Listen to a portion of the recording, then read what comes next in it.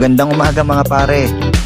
Maaga kami nagkita nila Sushi at Christian para sa isang breakfast ride papuntang Tanay. Sarap ng simoy ng hangin, malamig, tapos sabay pa yung tunog ng makina. Napakasolid ng panimula ng araw.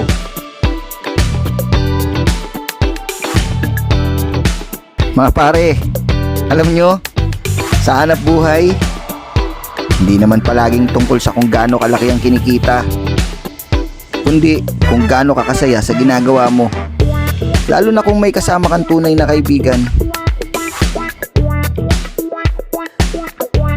Masarap talaga sa pakiramdam yung nagtatrabaho ka, hindi lang para sa sarili mo, kundi para sa pamilya, para sa pangarap. Pero sa lahat ng yan, dapat lagi may pananalig sa Diyos.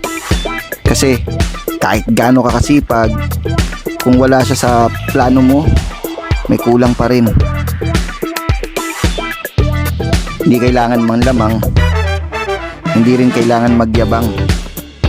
Ang importante, marangal ka, totoo ka, at marunong ka magpasalamat sa bawat biyaya.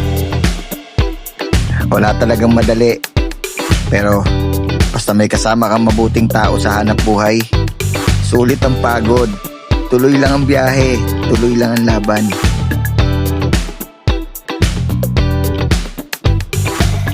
So paano?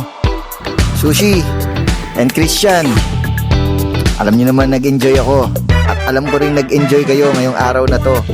Sa uulitin na breakfast ride, sana mas marami na tayo.